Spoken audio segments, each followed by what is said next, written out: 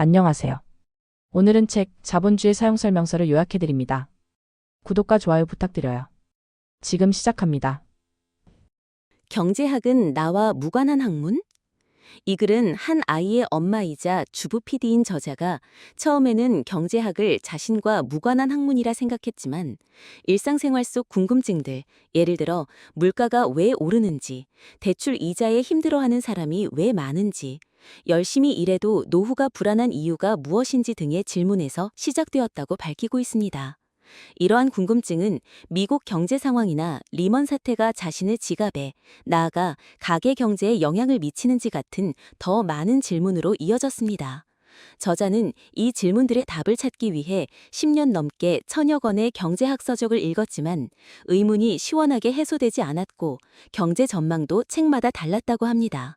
결국 근원적인 물음인 돈이란 무엇인가 라는 질문이 남았다고 하네요. 자본주의와 우리의 일상. 저자는 오랫동안 고민한 결과 이 모든 것을 관통하는 근본 원리가 자본주의라는 답을 얻었습니다. 이를 바탕으로 자본주의의 발상지인 영국과 자본주의를 꽃피운 미국을 취재하여 EBS 다큐프라임 자본주의를 제작했고, 이 다큐멘터리는 한국 방송대상 대상을 수상하며 책으로도 출간되어 좋은 반응을 얻었습니다. 경제학 전문가들의 생각과 고민은 수학적인 이론이 아닌 바로 우리의 일상생활에서부터 시작된다고 합니다. 밀려오는 청구서를 처리하기 위해 여러 개의 일터에서 일하고 아이들까지 쉬지 않고 일하는데도 먹고 살기 힘들고 행복하지 않은 삶이 이어질 수 없다고 저자는 생각했습니다. 처음 자본주의를 방송에서 다루기로 했을 때 너무 광범위해서 초점을 잡기 어려웠다고 합니다. 그래서 30대에서 50대를 대상으로 관심사를 조사했고 그 결과 금융과 소비에 가장 많은 관심을 보인다는 것을 알게 되었다고 합니다. 자본주의 사회에 사는 이상 그 누구도 금융과 소비에서 자유로울 수는 없습니다. 이는 사실 우리 스스로의 선택과 무관한 측면이 있습니다. 3. 하지만 그렇다고 해서 자유의지 없이 쳇바퀴 속 다람쥐처럼 살아야만 하는 것은 아니며 우리가 살고 있는 이 사회에서 스스로를 지키기 위해 무엇을 알고 무엇을 해야 하는가를 고민해야 한다고 말합니다. EBS 다큐프라임 자본주의의 두 번째 이야기, 자본주의 사용 설명서에서는 각 장마다 소시민으로 살고 있는 인물들이 등장하여 일상생활에 깊숙이 침투한 자본주의의 유혹과 위협을 구체적이고 사실적으로 보여줍니다. 이는 어쩌면 우리의 자화상일 수도 있는 이 인물들의 이야기를 통해 지금 우리에게 무슨 일이 벌어지고 있는지 말하기 위함이라고 합니다. 손자병법의 모공편에 나오는 지피지기 백전불태라는 말처럼 적을 알고 나를 알면 100번 싸워도 위태롭지 않다는 뜻을 되새기며 자본주의가 우리 생활에 어떤 영향을 미치고 있는지 자세하게 들여다볼 필요가 있다고 강조합니다.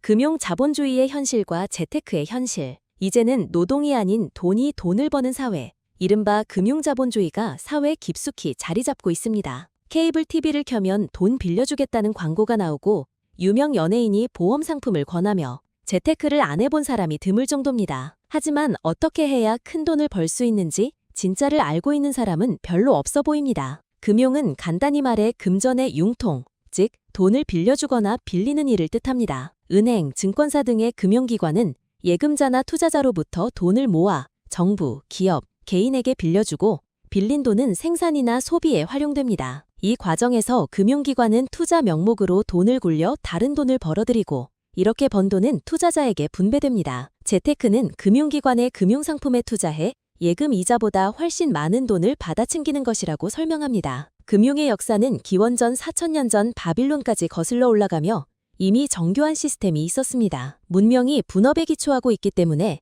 인류는 금융 시스템 없이 살아본 적이 거의 없다고 합니다. 자원의 이동은 금융 시스템으로 인해 더 원활해지지만 자본주의 사회에서는 금융이 훨씬 더 복잡하고 다양해졌습니다. 사회와 경제가 부유해지고 부유해질수록 보험, 모기지, 신용카드, 저축, 연금 등 금융상품에 대한 욕구도 복잡해지며 금융시장은 크게 성장합니다. 10년 전보다 지금의 금융이 중요하듯 10년 뒤 금융은 훨씬 더 중요해질 것이며 문제는 점차 커지는 금융경제를 우리가 감당할 수 있는가입니다. 금융은 복잡성과 규모로 인해 불안정하며 변동이 쉽습니다. 금융시장 거래가 자동화되면서 더 불안정한 시스템이 만들어질 위험이 커졌습니다. 지난 3세기 동안 금융은 주기적인 위기, 확장, 거품을 겪어왔고 2007년 미국 서브프라임 모기지 사태 같은 금융위기도 특별한 일이 아니라고 말합니다. 금융위기는 예상치 못한 때 자주 일어나며 금융시장이 변동성이 크고 통화정책 등으로 돈을 풀 때 거품이 끼거나 비정상적인 가격이 형성될 수 있다고 경고합니다. 은행에는 돈이 없습니다. 우리가 대출을 받으면 통장에 숫자로 찍히는 것입니다. 금융은 불안정하지만 현대 경제에 매우 중요하며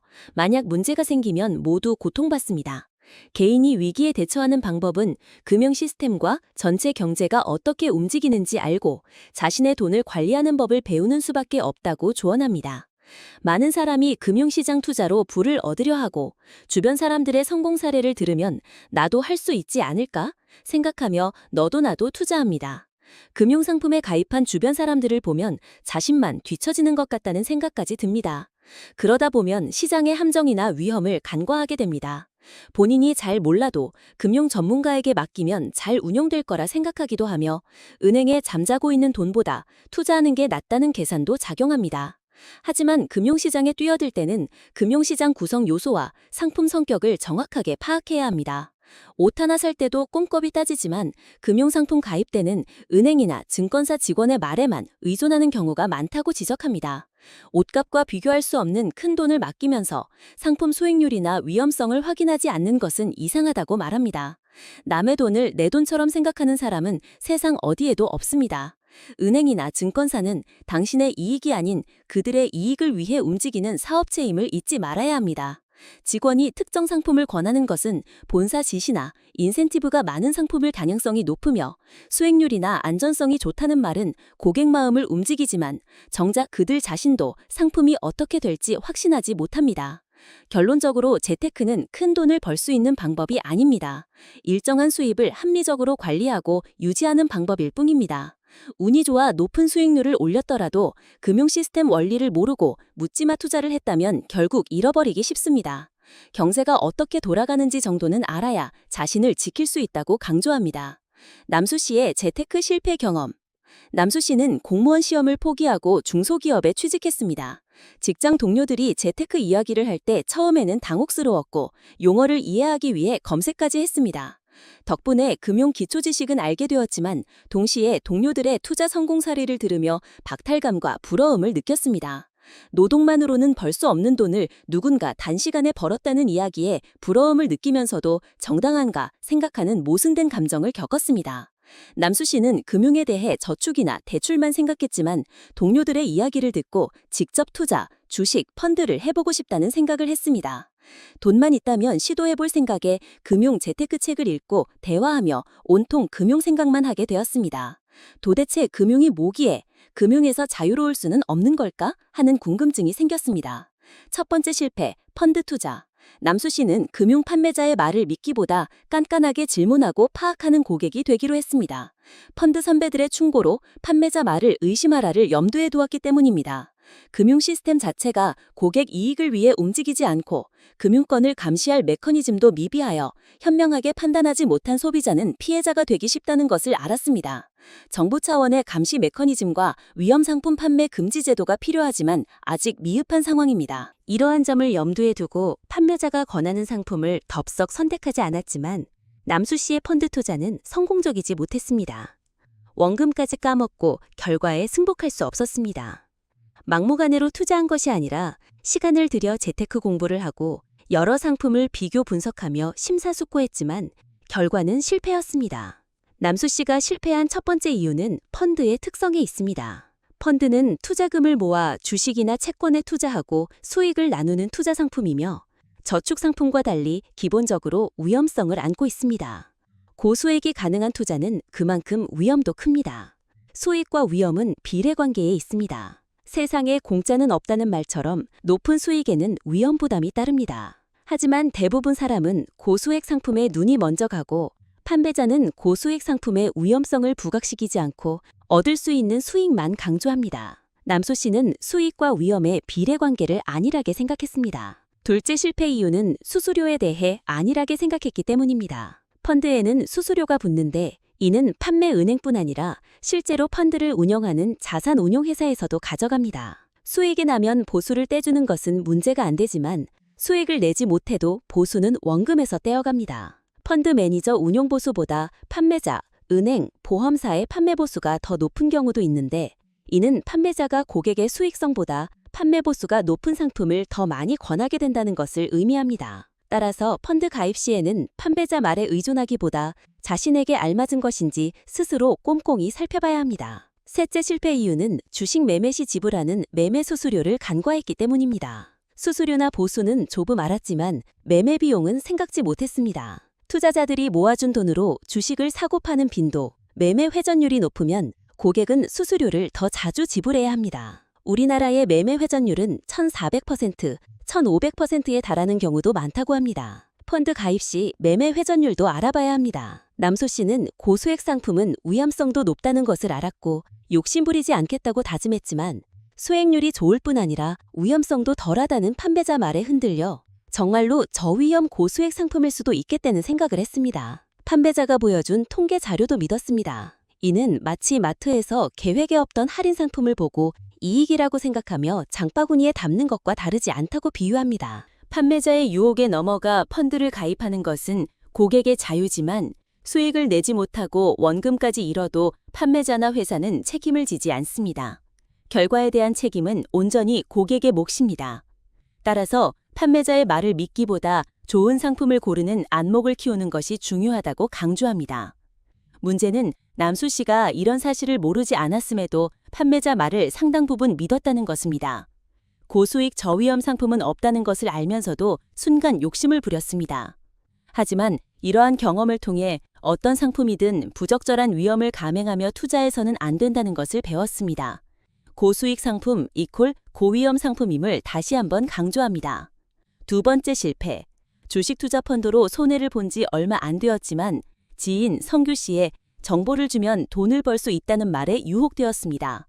아내에게 펀드는 하지 않겠다고 약속했지만 주식까지 약속한 것은 아니었기에 아내 몰래 모아둔 돈으로 주식을 해보려고 했습니다. 펀드와 주식은 주식 매매를 통해 투자하는 상품이라는 공통점이 있지만 방식은 다릅니다. 펀드 매니저가 불특정 다수로부터 돈을 모아 주식, 채권 등에 분산 투자합니다. 수수료를 내야 하지만 전문가가 대신 운영해주어 신경 쓸 일이 적고 분산 투자로 위험을 줄일 수 있습니다. 하지만 펀드도 완벽히 안정적이지 않으며 전문가도 시장 폭락이나 손실을 예측하기 어렵고 예금자 보호 대상이 아닙니다. 주식, 개인이 직접 주식회사에 투자하는 것입니다. 직접 투자는 더 큰 위험을 감수해야 합니다. 남수 씨는 성교 씨의 정보를 믿고 그가 권하는 회사에 주식을 비상급으로 구입했지만 20일, 한 달도 안 되어 반토막이 났습니다. 성교 씨는 자신도 손해를 봤다며 변명했고 남수 씨는 그의 진심을 믿었지만 성교 씨 정보로 인한 손해는 아내 몰래 돈을 모은 노력을 물거품으로 만들었습니다. 남수 씨는 개인 투자자들이 이익보다 손해를 더 많이 본다는 사실과 투자 지식이 많아도 세계 경제 변동성 때문에 예측 불가능한 위기가 늘 존재한다는 것을 알고 있었습니다. 하지만 그럼에도 주식 투자로 돈을 버는 사람이 존재하며 자신도 될 수 있다고 생각했습니다. 마치 당첨 확률이 낮아도 당첨자는 있는 복권을 살 때 같은 기대치를 주식 투자에 가졌습니다. 물론 주식은 복권과 다릅니다. 복권은 운이지만 주식은 투자 시점을 정확히 읽고 경제 전반 및 정치 상황까지 알아야 합니다. 사회 경제적 상황과 긴밀한 돈의 움직임을 읽지 않고서는 원하는 수익을 낼 수 없습니다. 한번 주식 투자로 수익을 냈다고 계속 수익을 낼 보장은 없습니다. 사람들이 주식 투자에 현혹되는 이유. 첫째, 평범한 직장인의 월급만으로는 안정된 경제 생활이 어렵기 때문입니다. 수입은 한정적인데 나갈 돈은 많으니 돈 버는 방법을 궁리하게 됩니다. 직장 다니며 다른 사업을 하기도 어렵고 가게나 개인 사업을 철저히 준비할 자신도 없다면 가만히 있는 게 상책일 수 있습니다. 둘째, 적은 투자금으로 단기간에 큰 수익을 낼 가능성이 있습니다. 돈을 잃는 개인 투자자가 많지만 성공 시 자신의 노동력으로 버는 돈보다 훨씬 큰 돈을 벌 수 있다는 희망이 사람들을 이끌게 합니다. 셋째, 주변 효과입니다. 주변 누군가가 주식으로 돈을 벌었다는 소식을 들으면 나도 해볼까 하는 관심이 생깁니다. 하루 종일 일해서 버는 돈보다 앉은 자리에서 큰 돈을 벌었다는 이야기가 영웅담처럼 들려 솔깃해집니다.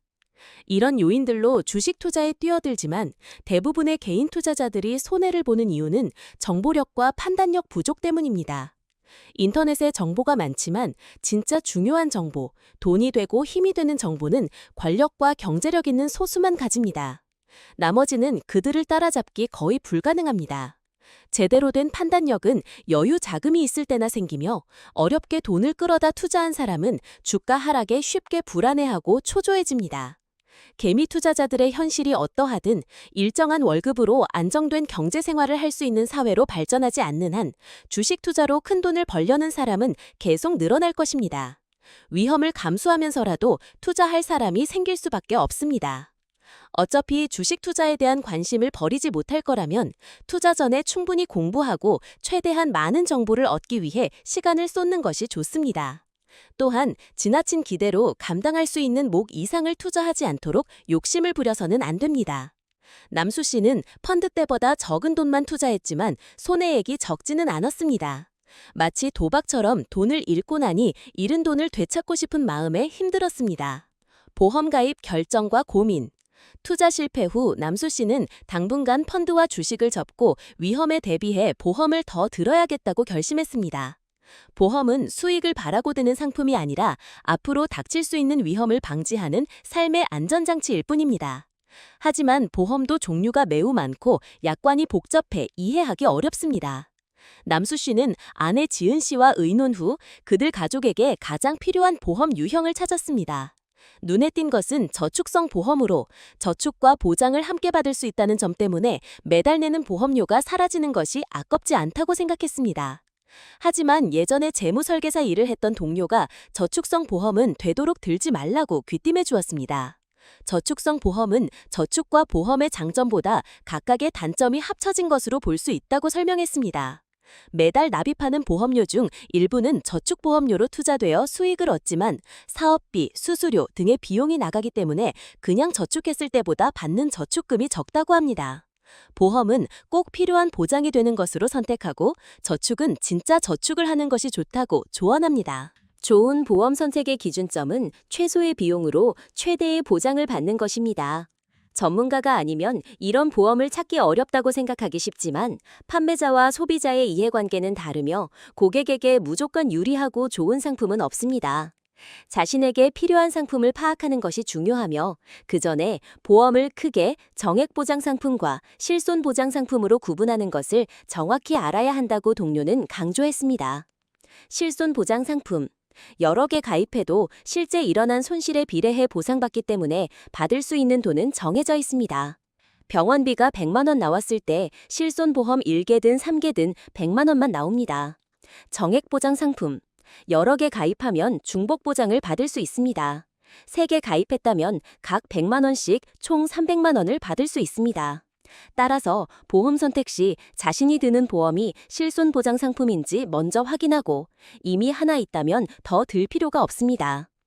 남수 씨는 동료의 충고를 받아 저축성 보험은 들지 않고 실손보장 상품은 한 개만 들기로 했습니다. 그리고 필요한 정액보장 상품을 다시 찾기 시작했습니다. 보험 광고를 볼 때마다 관심이 갔지만 오히려 선택은 더 어려워졌습니다. 보험회사들은 자신들이 파는 상품이 보장이 잘 되고 혜택이 높다고 말하기 때문에 어떤 상품이 좋은지 혼란스러웠습니다. 상담을 받아보면 광고와 다른 이야기를 듣기도 했습니다.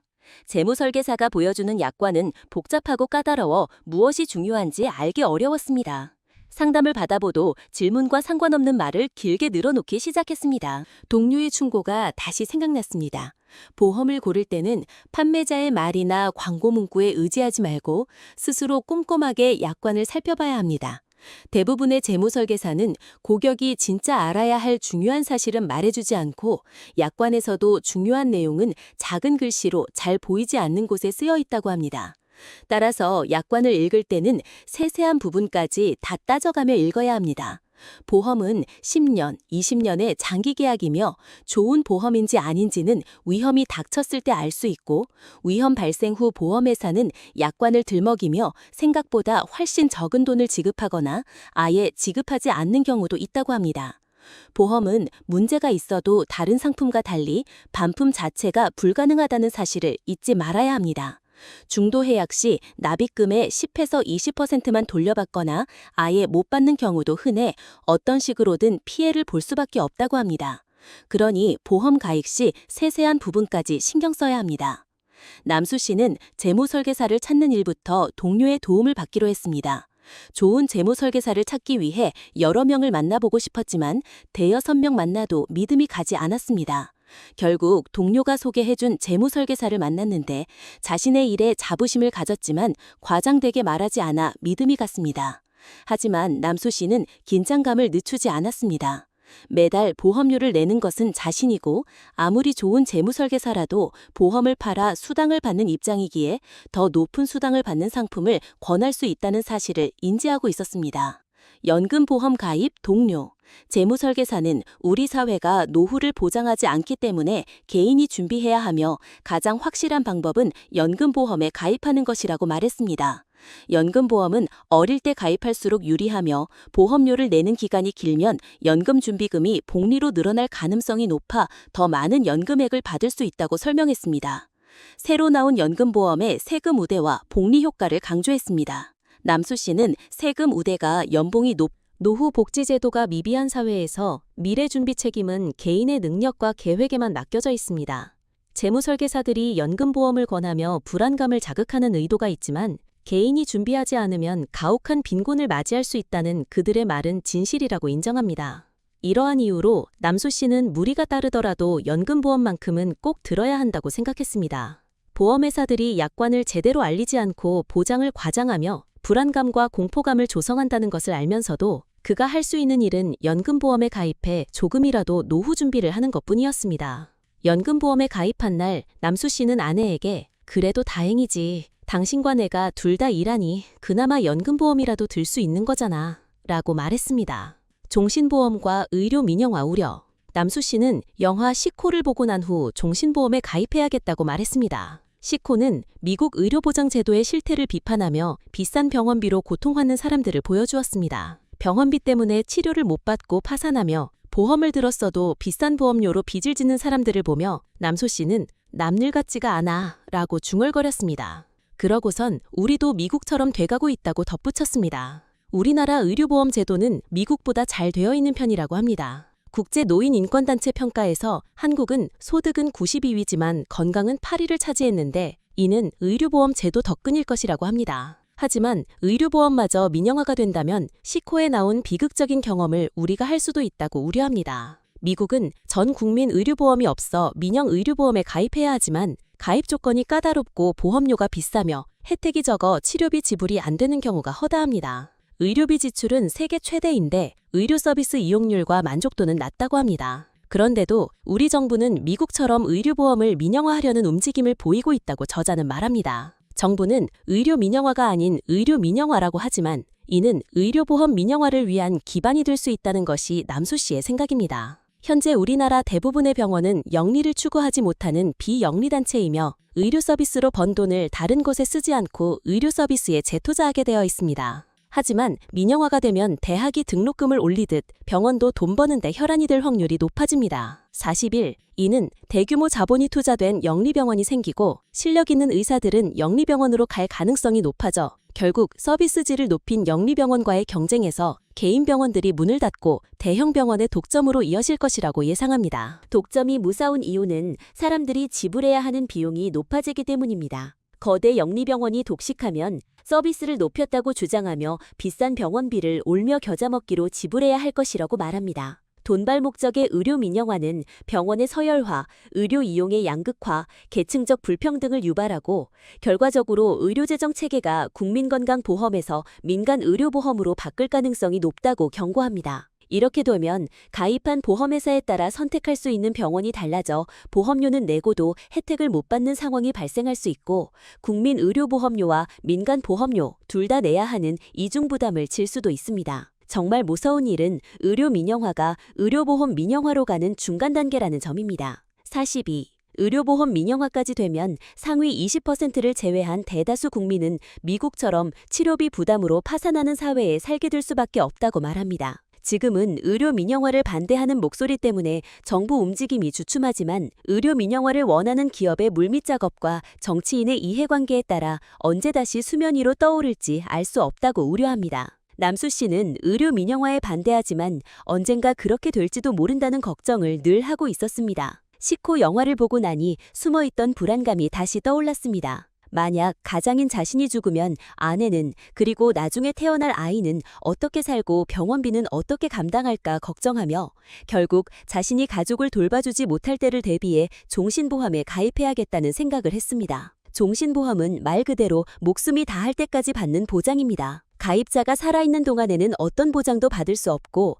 가입 당사자가 죽은 후에야 가족들이 보험금을 받습니다. 병에 걸려 보장받는 실손보험과 달리 종신보험은 누구나 한 번은 보장받을 날이 온다고 표현합니다. 사실 지은 씨는 종신보험 때문에 속이 상했던 기억이 있습니다. 처녀 시절 엄마에게 드린 용돈 중 대부분이 엄마가 사촌 재무설계사 권유로 가입한 종신보험료로 납부되고 있었습니다. 엄마는 누구나 드는 보험이니 딸도 하나 들어줘야겠다. 딱한 사촌에게 도움도 주고 싶다는 생각으로 종신보험에 가입했고 딸의 용돈으로 보험료를 냈습니다. 지은 씨는 어이가 없어 보험회사를 찾아가 해지했는데 45, 보험을 해약하면 원금까지 잃을 수 있다는 것을 알았지만 가슴이 쓰라렸다고 합니다. 보험에 들면 수수료와 사업비를 먼저 떼어가기 때문에 초기에 계약 해지 시 환급이 안 되는 경우가 대부분입니다. 해약 환급금은 해지 시 받는 금액인데 납입한 보험료보다 아주 적거나 아예 없는 이유는 보험사에서 보험 시스템 유지에 드는 사업비를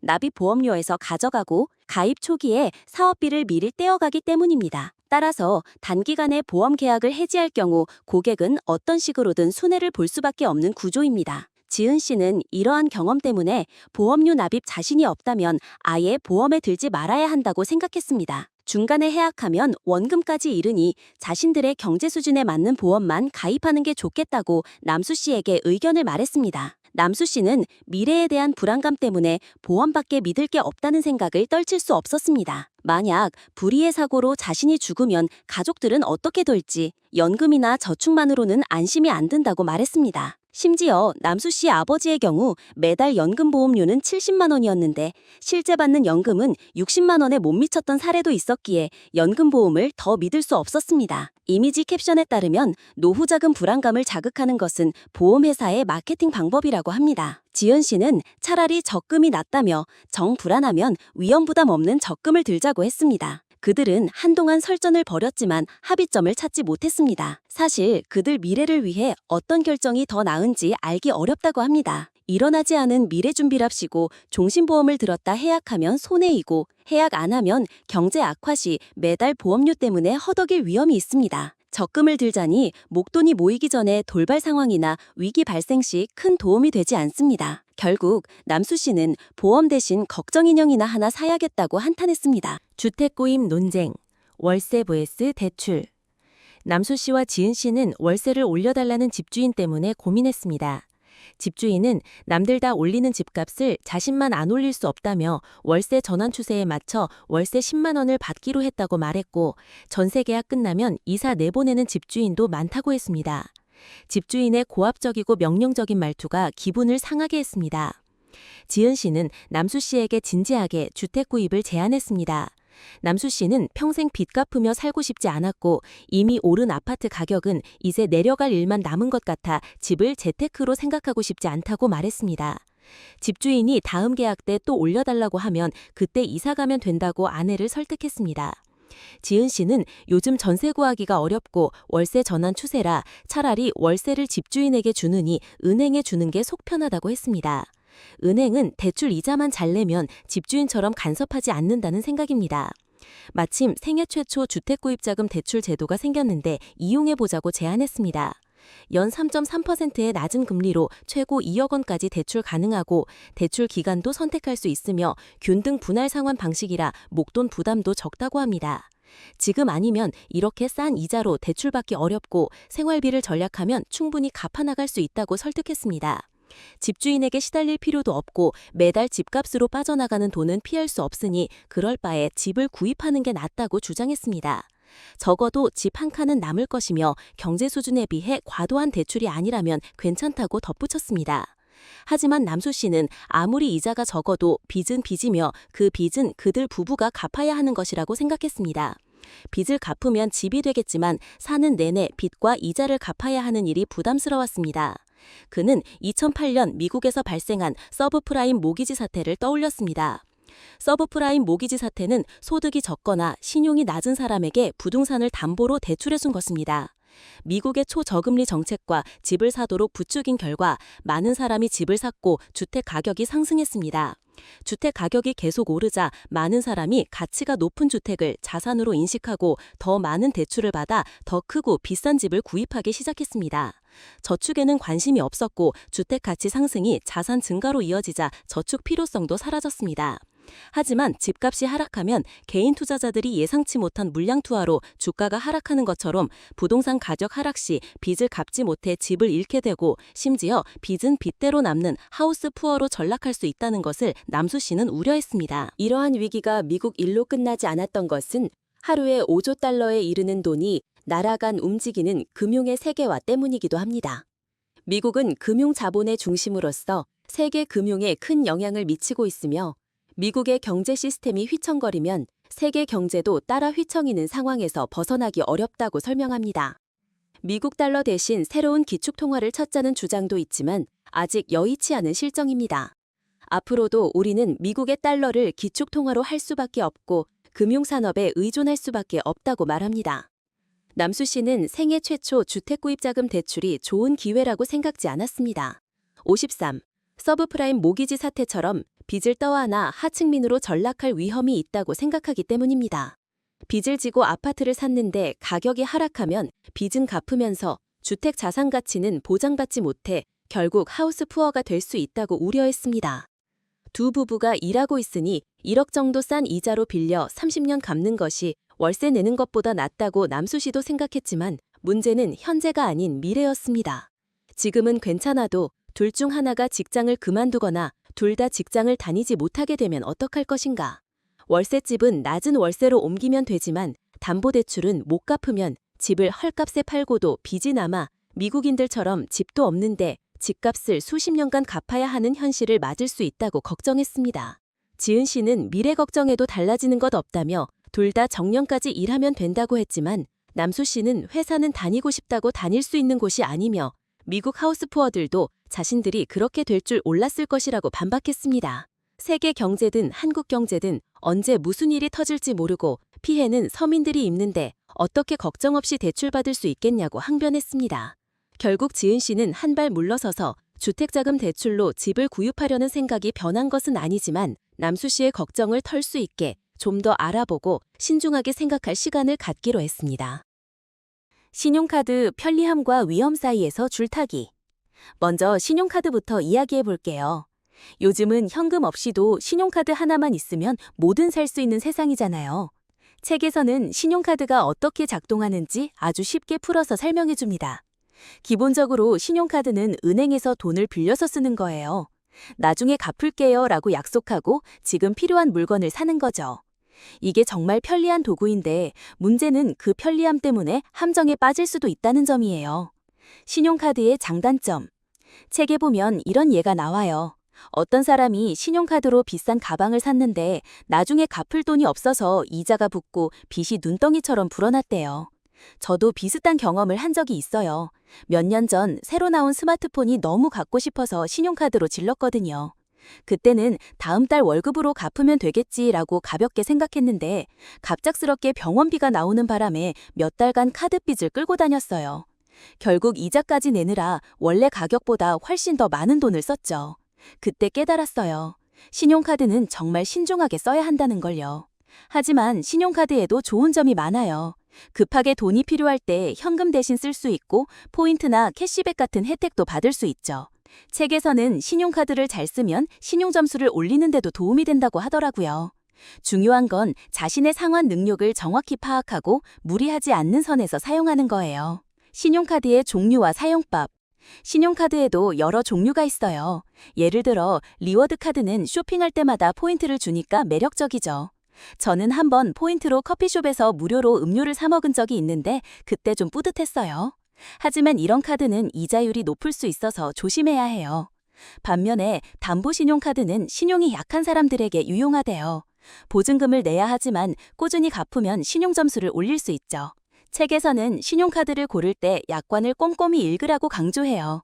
수수료, 이자율, 혜택 조건 같은 걸 확인하는 게 중요하대요. 저도 예전에 약관을 대충 보고 카드를 발급받았다가 연회비가 붙는 걸 나중에 알았어요. 그 뒤로는 명세서를 매달 꼼꼼히 체크하는 습관을 들였죠. 여러분도 신용카드 쓸 때 꼭 이렇게 해보세요. 실수했을 때 대처법. 만약 신용카드 빚이 쌓였다면 어떻게 해야 할까요? 책에서는 먼저 지출을 줄이고 빚을 빨리 갚으라고 조언해요. 저도 그때 병원비 때문에 빚이 생겼을 때 외식이나 쇼핑을 줄이고 월급의 절반을 빚 갚는 데 썼어요.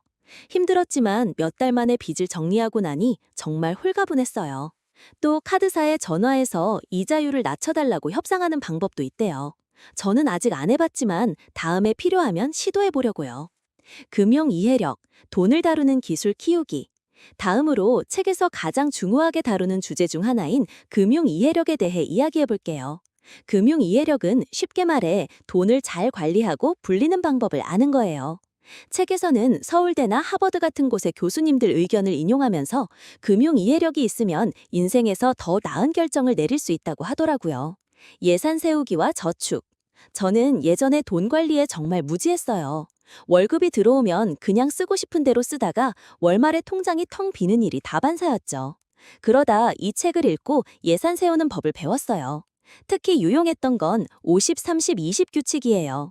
수입의 50%는 집세나 식비 같은 필수 지출로, 30%는 취미나 외식 같은 여가로, 나머지 20%는 저축이나 빚 갚는 게 쓰는 거예요.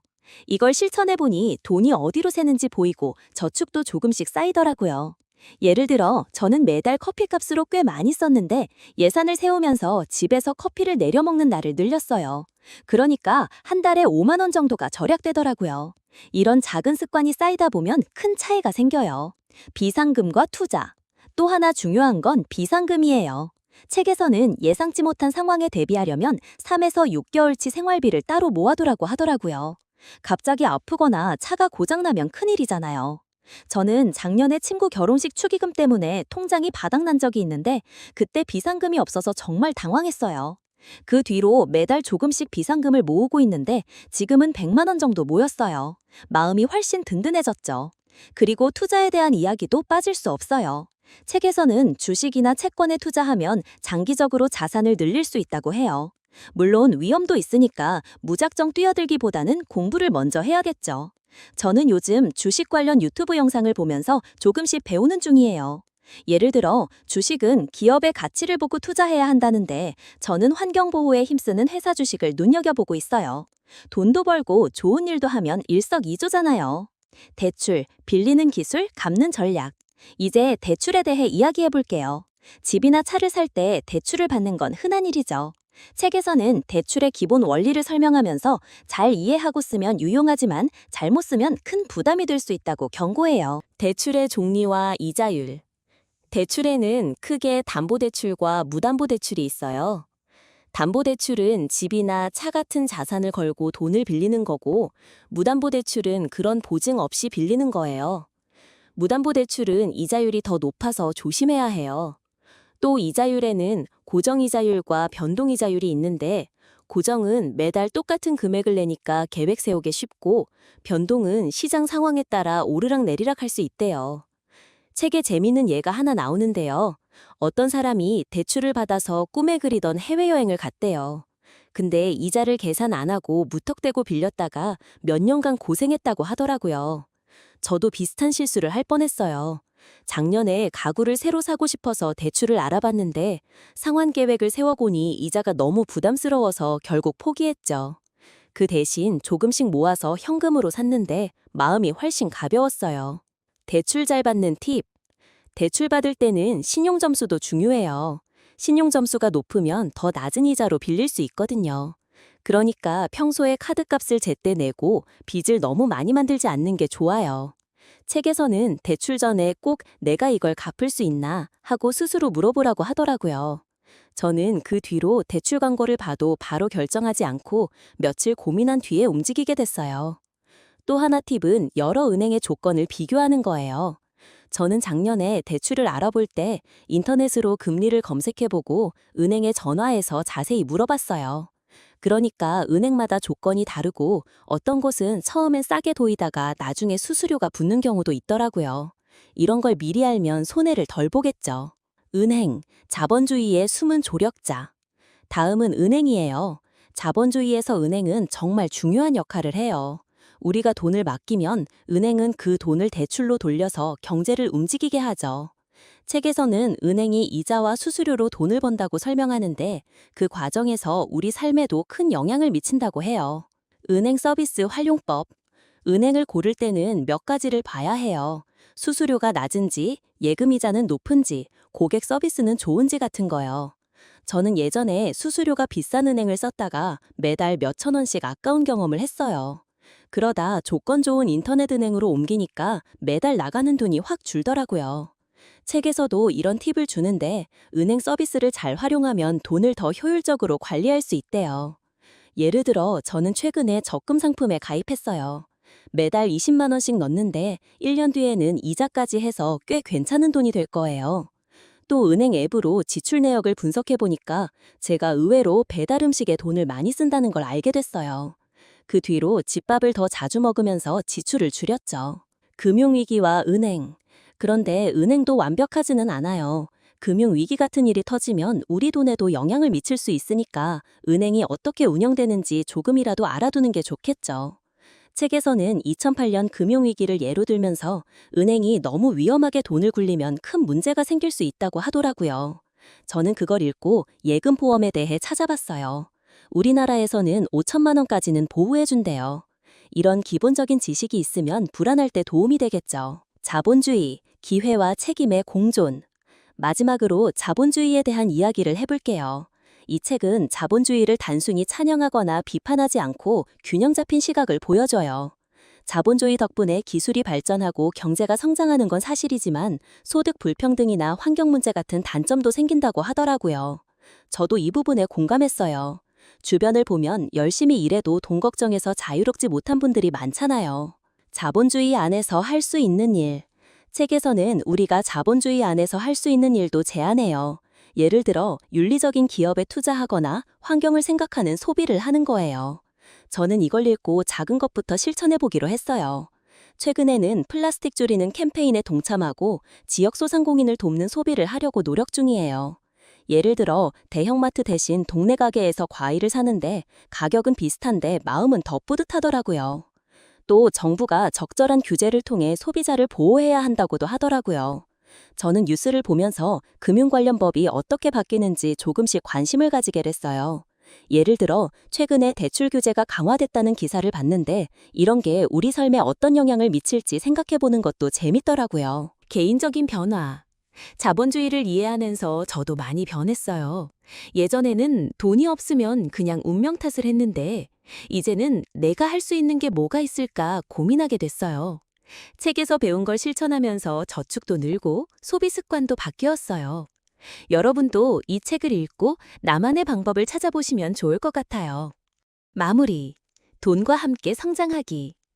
자본주의 사용 설명서를 읽으면서 정말 많은 걸 배웠어요. 신용카드는 함부로 쓰지 말고 금융 이해력을 키워서 돈을 잘 관리하고 대출은 신중하게 결정하고 은행 서비스를 똑똑하게 활용하라는 거예요. 그리고 자본주의라는 시스템을 이해하면서 나와 사회를 위해 더 나은 선택을 해보자는 메시지도 담겨 있죠. 이 긴 이야기를 통해 여러분도 뭔가 얻어가셨길 바랍니다. 돈에 대해 더 알고 싶다면 이 책을 꼭 읽어보세요. 저처럼 금융 문맹에서 벗어나는데 큰 도움이 될 거예요.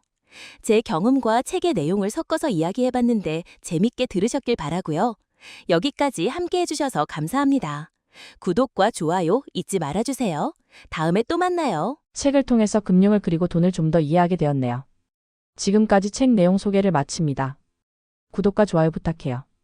행복한 하루 되세요.